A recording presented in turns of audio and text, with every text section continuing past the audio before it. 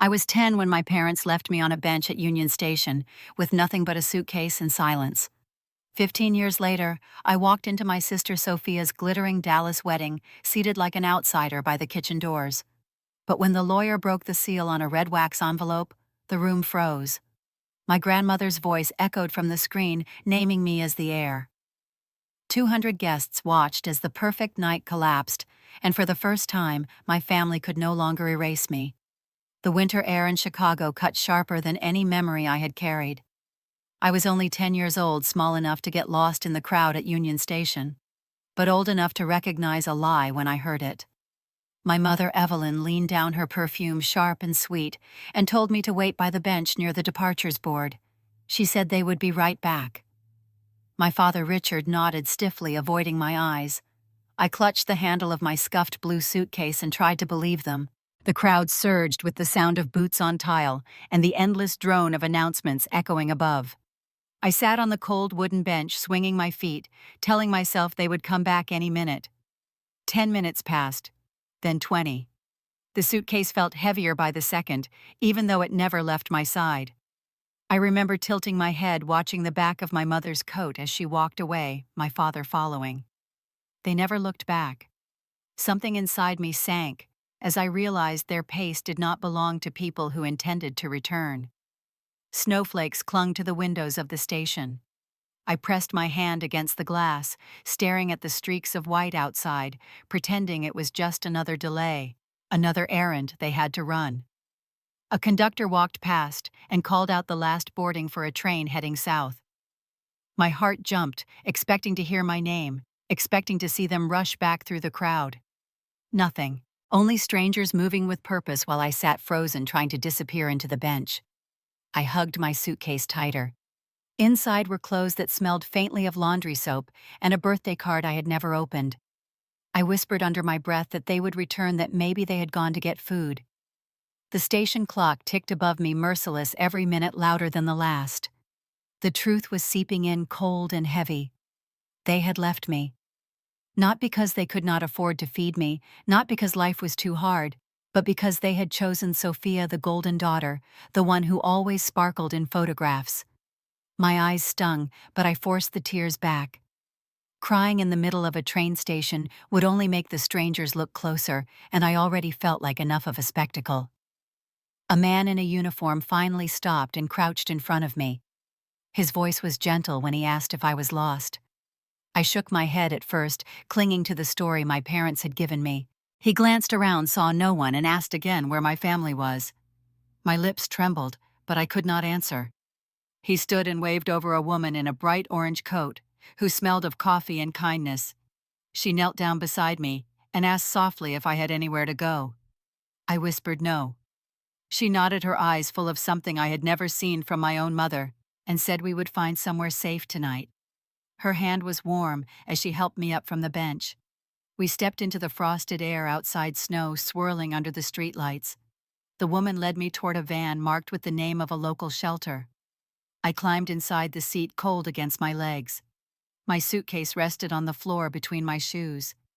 Through the window, I watched another train pull away, its lights flashing, its wheels grinding against the tracks.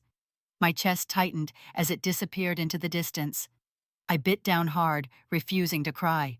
If strangers were kind enough to help me, I would not give my parents the satisfaction of seeing me break. That night in the shelter, lying on a cot that smelled faintly of bleach, I kept my eyes open, staring at the ceiling. Every sound of footsteps outside made me jolt, waiting for someone to call my name, to tell me there had been a mistake. But the name never came. Instead, I whispered to myself in the dark that from this night forward, I would only depend on my own strength. I did not know how, but I knew this was the first step on a path that would one day bring me back to face the family who had walked away from me. I grew up in foster homes where the sound of other children crying at night was as common as the creak of old staircases. Some houses were kinder than others, but none of them felt like mine. When friends at school talked about vacations with their parents or dinners with grandparents, I learned to smile and nod, then bury myself in books at the library. Reading became my shelter, and I began to believe that if I worked hard enough, I could build a life where no one could decide to throw me away again. At 18, I earned a scholarship that took me out of the system and into the University of Illinois College of Nursing. I moved into a dorm with 2 roommates who complained about cafeteria food while I was grateful to have a meal plan. I studied every night until my eyes blurred. 4 years later, I walked across the stage with a Bachelor of Science in Nursing degree clutched in my hands. No parents cheered from the crowd, no flowers were waiting, but I felt something close to triumph. By 2022, I had passed my exams and was hired as a registered nurse in the ICU of a Dallas hospital. The shifts were brutal, 12 hours or more, the alarms constant, but I discovered that I had a gift for staying calm when others panicked. I became the one families looked at when they needed someone steady to explain what survival meant. It was exhausting, and it was worth it. One night in particular still lives in me. A 10-year-old boy was rushed in after a car accident. His parents were frantic, his face pale and small under the harsh lights. As I pressed my hands against the bleeding wound and shouted orders for supplies, I caught a glimpse of myself in him, a child caught in chaos with no control over what happened next. Hours later, when his breathing stabilized and his pulse steadied, I felt tears sting my eyes, but I pushed them back. Saving him was like saving the little girl inside me who had once waited at a train station for parents who never came. It was during those endless nights that I met Dr. Lucas Carter, a third-year resident in internal medicine. He was 27, sharp-minded, quick with decisions, but with a dry humor that broke the tension in the unit when death lingered too close. He noticed how I stayed after shifts to double-check charts, or how I bought coffee for the night staff without saying a word. Over time, our conversations stretched beyond work, spilling into shared dinners at 24-hour diners and long walks through empty hospital corridors. Lucas became my anchor, though I never told him how deeply I feared letting someone close. Life built itself piece by piece. I rented a small apartment in Dallas, decorated with secondhand furniture and a few framed photographs I had taken on weekend walks. It was quiet, modest, but mine. For the first time since that night in Chicago, I began to believe I was no longer invisible. Then in the spring of 2025, a thick white envelope arrived in my mailbox. My name, Clara Harper Mitchell, was written in gold script across the front. My fingers hesitated as I slid it open. Inside was an invitation to the wedding of my sister Sophia Mitchell, set at the Trinity River Hotel in downtown Dallas. 15 years had passed without a phone call, a visit, or even a letter. Yet here it was, my name printed, as if I had always been part of their lives. I stood in my kitchen holding that invitation, my heart hammering. They had remembered me when it suited them, when the appearance of family unity was required. It was not love that had placed my name on that card. It was convenient. I set the envelope on the table and stared at it long into the night, knowing that opening it had changed everything. If I walked into that wedding, it would not be as the forgotten child they once abandoned. It would be as if someone they could no longer erase. And deep down I sensed that the wedding was not only about Sophia's marriage, but about a reckoning that was waiting for me the moment I chose to step through those doors. The Trinity River Hotel gleamed with glass chandeliers and polished marble floors, the kind of place meant to impress even before the first toast. I walked through the revolving doors, my heels clicking against the floor, and instantly felt eyes skim over me, only to slide away. People glanced, then turned quickly to their conversations, as if I had been mistaken for staff or a stranger who wandered in by accident. The air was heavy with the scent of roses and perfume. Guests in tailored suits and silk dresses clustered in groups, laughter rising above the soft hum of a string quartet. I searched the room for a familiar face, hoping for even the briefest acknowledgement.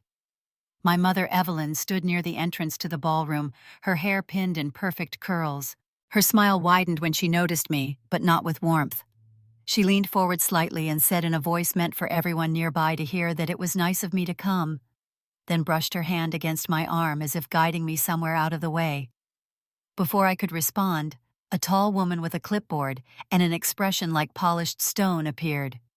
Chloe Anderson, the wedding planner, looked me over with the efficiency of someone seating a guest who had arrived without a reservation. She led me through the crowded tables, each draped in white linen and marked with elegant name cards. When we reached the far corner near the swinging doors of the kitchen, she stopped and gestured to a chair. There was no card, no flowers, only the smell of garlic and roasted meat seeping from the kitchen. She leaned close enough for me to catch the edge in her tone and said there had been late changes per the bride's instruction. I lowered myself into the chair, the hum of the party muffled against the clatter of dishes behind the door beside me. The music floated faintly, violins threading through laughter, yet here in this corner, it felt distant. My father Richard walked past, once his eyes catching mine, before he turned sharply and spoke to another guest. He did not stop, did not greet me, just passed as though I was invisible. The conversation at the nearest table flowed easily. Talk of business deals and vacations. None of them spoke to me. I sat with my hands folded in my lap, listening to the scrape of forks and the occasional call from the kitchen. A server accidentally brushed my shoulder as he hurried out with a tray, muttering an apology before disappearing into the crowd. I almost laughed at the irony. I had been placed exactly where they wanted me, near the doors meant for staff, where no one important would linger. My mother appeared again, her smile bright as she leaned in for a moment. She whispered that this seat suited me just fine, then drifted back to her circle of friends. I felt the sting, but I did not move. Leaving would have been too easy, too predictable. Instead, I straightened my back and fixed my eyes on the glittering tables stretched before me. Around the ballroom, people clinked glasses and exchanged stories of Sophia, the perfect bride. I watched her glide between tables, her gown catching the light, her laughter ringing like bells. Every detail of the evening had been crafted for her, from the towering cake in the corner to the string lights draped like constellations above the dance floor. She looked radiant, untouchable, while I sat half hidden in the shadow of the kitchen doors. I folded the napkin across my lap, refusing to shift in discomfort. If they thought humiliation would send me running, they had forgotten the girl who had survived being left in a train station with nothing but a suitcase. I had waited before, I could wait again, could wait. So I stayed in my seat, calm, steady, watching. Somewhere in this celebration, a truth was waiting to be revealed, and I knew when it arrived, it would not be Sophia's gown, or my mother's smile that people remembered. It would be the moment they could no longer ignore me. The music swelled as guests raised their glasses, but at my table near the kitchen doors, the only sounds were the clatter of dishes behind me and the muffled rush of staff moving in and out. I sat perfectly still, my hands folded in my lap, letting the noise of the ballroom wash over me like I was behind glass. In that silence, memories crept in uninvited. I saw the family portraits hung in our old house, frame after frame, where Sophia stood in the center, smiling with ribbons in her hair, while I was left out, or pushed to the edge, until I disappeared altogether. The ache of those omissions was the same ache I felt now, surrounded by people who celebrated her brilliance while pretending I did not exist. My phone buzzed against the table, a call from Maggie Collins. I slipped out into the hallway, the air cooler away from the crush of bodies. Maggie's voice was steady, but filled with concern. She told me not to expect change, that my family had drawn their lines long ago, but she reminded me that being invisible to them did not mean I was invisible to the world. She said not to let them erase me again. I pressed the phone to my ear and closed my eyes, grateful for the anchor of her words. I promised her quietly that I would not give them the satisfaction. When I returned to my chair, Evelyn walked past with two women in gowns glittering under the chandeliers. She laughed at something they said, then caught sight of me. Her smile faltered for a fraction of a second before she recovered. To the women, she gestured vaguely and said I was just an old friend of the family who had come by to wish Sophia well. The words sliced deeper than I expected, my own mother denying me in the middle of her proudest moment. I kept my face calm, though inside my chest, my heart hammered hard enough to shake my ribs. I picked up my water glass, holding it steady in my hands, and forced myself to breathe. Leaving now would have meant they had succeeded.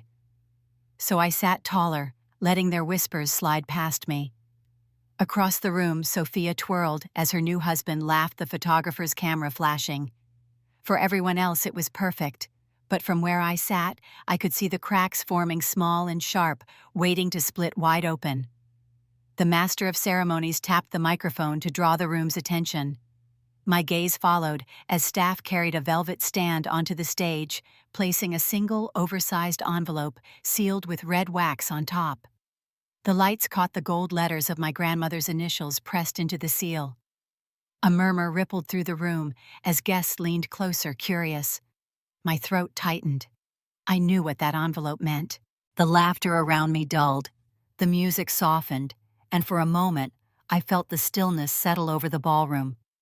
My eyes locked on the envelope, its presence undeniable, demanding to be opened. I could feel the shift like the air before a storm, and I understood that everything I had endured tonight was only the prelude. Whatever was inside that envelope would no longer let them hide me in the shadows. It would demand to be heard, and so would I. The MC cleared his throat and introduced a man in a dark suit who stepped onto the stage with a calm authority. His name was Jonathan Hayes, a lawyer from downtown Dallas, and the way he held the microphone silenced the room faster than any music cue could. He thanked the families and explained that he was there to fulfill a ceremonial clause of the Harper Trust, an estate left behind by my grandmother Margaret Harper. His words carried clearly through the speakers. The trust had been administered years ago, he said, but a special provision required a public announcement at the wedding of the first granddaughter to marry between 2024 and 2026. A ripple of anticipation spread across the tables. All eyes turned to Sophia, the bride glowing under the lights. I watched her shoulders straighten, her chin lift ever so slightly, ready to receive what everyone assumed belonged to her. She glanced at her new husband, his hand squeezing hers as if to anchor the moment. My mother leaned forward with a proud smile. My father clasped his hands, lips pressed tight, as if he too expected glory for the daughter he had never stopped favoring. Jonathan lifted the oversized envelope from the velvet stand. The seal cracked under his thumb, the wax breaking with a sound that felt louder than it should have been. The ballroom hushed so completely that even the clink of a spoon dropping on porcelain made heads turn. I held my breath as he unfolded the heavy paper inside. His voice dropped lower, steady and deliberate. The Harper Trust, he explained, contained a family home in Austin and a portfolio of investments valued and secured under professional management. Guests nodded approvingly, as though this was a grand gift to crown the wedding. Then Jonathan's eyes moved to the line that mattered. He looked up, adjusted his glasses, and read the beneficiary's name aloud. Clara Harper Mitchell. My name rolled through the ballroom with the weight of a verdict. A collective gasp broke the silence, followed by whispers racing between tables like sparks in dry grass. The quartet faltered, the music stuttering before the conductor gestured for them to stop. The MC's smile froze, uncertain whether to continue or retreat. I felt hundreds of eyes swing away from Sophia and land on me tucked in the corner by the kitchen doors. Sophia's face drained of color, her bouquet trembling in her hands. My mother's lips parted, her smile collapsing as if someone had pulled a thread loose. My father shifted in his chair, the tension in his jaw sharp enough to cut glass. For a moment, no one moved. I sat very still, my palms pressed flat against the tablecloth, grounding myself. The sound of my name had pierced 15 years of silence. I could almost hear the trains from that Chicago station, the announcements echoing over me as a child waiting to be called. Tonight, finally, my name was spoken, not as an afterthought, not hidden, but as something undeniable.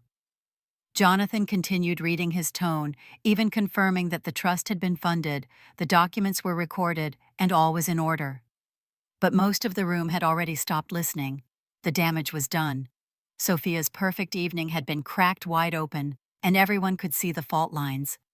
I leaned back in my chair, letting the swell of murmurs wash over me.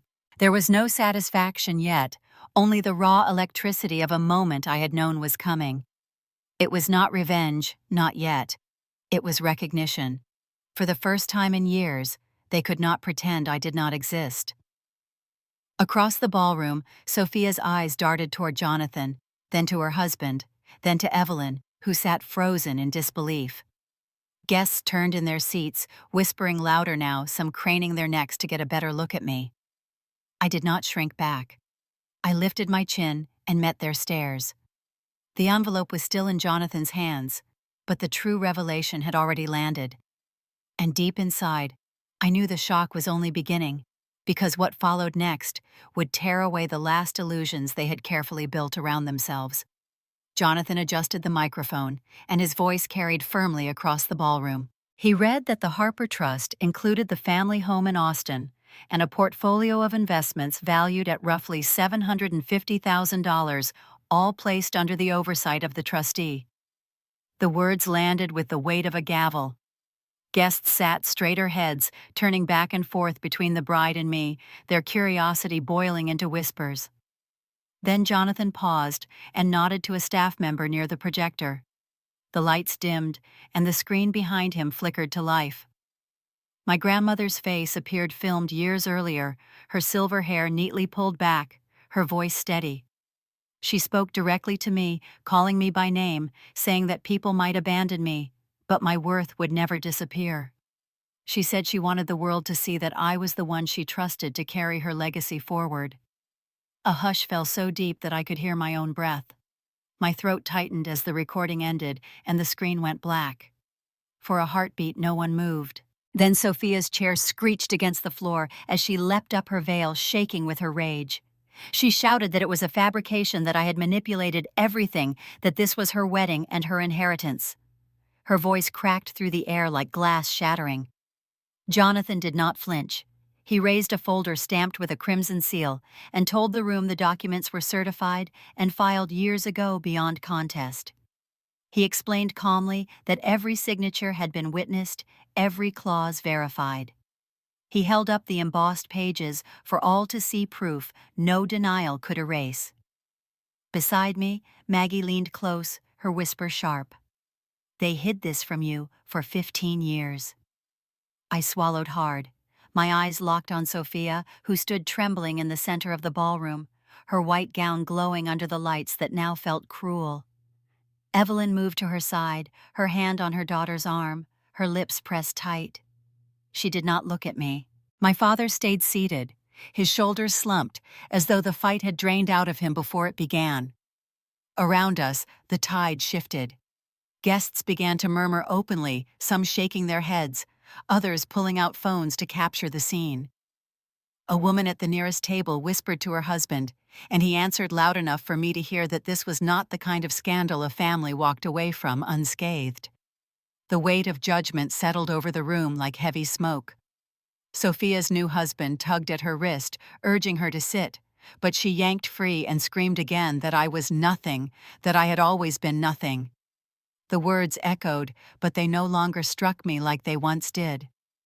Jonathan's voice cut cleanly through her fury, reminding everyone present that the law did not bend to envy or denial. I sat still, my back straight, letting the noise swirl around me. My name was no longer buried. It was written in black ink on legal documents sealed by a judge, spoken aloud by a lawyer, and carved into memory by a grandmother who had loved me enough to leave a piece of her world in my hands. Sophia's cries weakened as the murmurs grew louder, disapproval spreading like a wave. Evelyn's face turned pale, her perfect smile gone, her composure unraveling. She reached for a glass of water, her hand trembling so badly the liquid spilled over the rim. The photographer lowered his camera, unsure whether to capture shame instead of celebration. I exhaled slowly, steadying myself against the storm. This was no longer their stage. The illusion was gone, and what remained was truth too solid to deny. I knew the eruption was not over, that the night would not end quietly, because humiliation in front of 200 guests was a wound my family would not let close without more chaos. Sophia's voice cracked as she shouted over the growing murmur, her face blotched with fury and panic. She demanded that the lawyer take it back, that this was some kind of mistake. Evelyn pulled at her arm, whispering for her to calm down, but the tremor in her mother's voice betrayed the truth. The room smelled of sweat and champagne, sharp with tension, as if the air itself had turned sour. Richard stayed in his chair, his hands folded in his lap, his eyes fixed on the tablecloth. For years I had watched him avoid every conflict, but the emptiness in his stare now was different. It was resignation. He had no defense left. Across the ballroom, the groom's parents exchanged horrified looks. The father of the groom rose, stiffly tugged at his jacket, and announced to no one in particular that they needed a moment. His voice was low but firm enough to silence the whispers for a beat. Then the master of ceremonies, flustered, gestured frantically to the quartet to stop. The music died mid-note. The microphone squealed with feedback before going dark. What had been a celebration shifted into something brittle, every eye waiting for the next fracture. I stayed seated calm, my posture straight. Phones began to rise discreet at first, then openly as guests recorded what was quickly becoming a spectacle. Screens glowed, the soft clicks of cameras filling the silence. I did not move to stop them. The truth needed witnesses. Chloe Anderson, the wedding planner, rushed toward the stage, her clipboard clutched like a shield. She whispered urgently to Evelyn, who swatted her away, hissing that this was not part of the plan. A couple of guests near me snickered, one of them muttering that Chloe had been the one to seat me by the kitchen doors. Heads turned, whispers grew louder, and Chloe's face burned crimson as she backed away suddenly, the target of blame she could not deflect. Sophia's new husband tried to pull her back down into her chair. His tie hung loose, sweat beading on his temple, his perfect image unraveling as quickly as hers. She shoved him off, screaming that she would not let me ruin her night. Her voice echoed off the walls and into every recording phone. Evelyn tried to steady her, but her own hands trembled the glass she lifted, spilling water down the front of her sequined gown.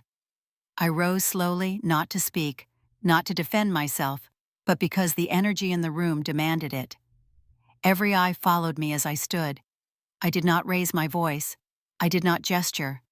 I simply looked at the envelope still resting on the velvet stand, at the seal, broken under the lawyer's hand, at the papers that bore my name. They were louder than anything I could have said. A guest near the back gasped as someone live streamed the chaos comments already buzzing across the screen. The scandal was leaving the room before the night had even ended. Guests shook their heads, murmuring about reputations destroyed and alliances soured. Sophia's sobs grew ragged, her mascara streaking down her cheeks. Evelyn clung to her, but the performance of elegance was gone. Richard remained still, a statue at the family table, his silence and admission heavier than words. The ballroom was no longer theirs. It was mine, not because I demanded it, but because the truth had taken the floor and refused to move. And though the humiliation tore through their perfect evening like a storm, I knew the storm had not yet passed. What followed next would decide how deeply the damage carved into their lives. The night air outside the Trinity River Hotel was thick with the buzz of voices and the flash of cell phone cameras. Lucas walked beside me, his hand hovering near mine as if to shield me from the attention. Guests spilled out behind us, their chatter weaving together in a storm of disbelief and speculation. Some glanced at me with pity, others with awe, and a few with open curiosity, already preparing the stories they would retell in boardrooms and kitchens. I kept my chin high and walked forward, each step a release from the cage that ballroom had tried to keep me in. We reached the car parked along the curb. Lucas opened the door, his eyes catching mine. He did not speak, but his expression said what words could not. He slid behind the wheel and drove us away, while the lights of downtown Dallas glimmered against the night sky. My heart still pounded from the weight of 200 stairs, but beneath it all, there was calm. The truth had not destroyed me. It had freed me. In the weeks that followed, my name appeared in articles, whispered in conversations I never heard firsthand. Reporters tried to contact me, some polite, others relentless. I ignored them all. My focus was elsewhere. With Jonathan's guidance and the documents my grandmother had placed in my hands, I began the process of creating something that mattered. I called it Harper Care, a scholarship fund for children in foster care, kids like me who had once felt invisible. Setting it up was not easy. Paperwork piled high, Lawyers and accountants asked questions I struggled to answer, but each signature I placed felt like stitching together a wound that had been open too long. When the fund officially launched, I stood in a modest community center in Oak Cliff, not a ballroom filled with chandeliers. The faces looking back at me were children clutching backpacks, foster parents holding hands, and teachers with tired but proud eyes. When I spoke of opportunity and dignity, I saw heads lift, eyes brighten, and I felt the truth of my grandmother's words living on through me. Maggie came to visit soon after. She wrapped her arms around me in my apartment, her voice fierce with pride. She said the world finally knew my name, that I had turned what was meant to bury me into a foundation no one could deny. I held her tighter than I ever had, realizing she had been the only constant thread in a life frayed by abandonment. At night, when the noise faded and I sat alone at my kitchen table, I thought about that little girl at Union Station. I could still see her feet dangling from the bench, clutching a suitcase too heavy for her hands. She had waited for parents who never returned, but she had also survived. She had walked through the years of silence, through humiliation and denial, and had come out stronger. One evening I returned to the letter my grandmother had written, the same words Jonathan had read aloud. I read them slowly, letting each syllable settle inside me. People may abandon you, but your worth never disappears. Tears filled my eyes, not from sadness, but from the certainty that she had seen me even when no one else did. 15 years earlier, I had been abandoned at a train station. Now I had stood in front of my family and 200 witnesses, and the truth had written my name into the world again. I was no longer invisible.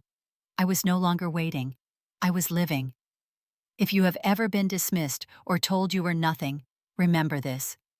Justice does not always arrive with shouting or fury. Sometimes it arrives quietly, like a name spoken aloud at last. Tell me in the comments what justice means to you, and stay with me here, because there are more stories of truth and survival that I want you to hear.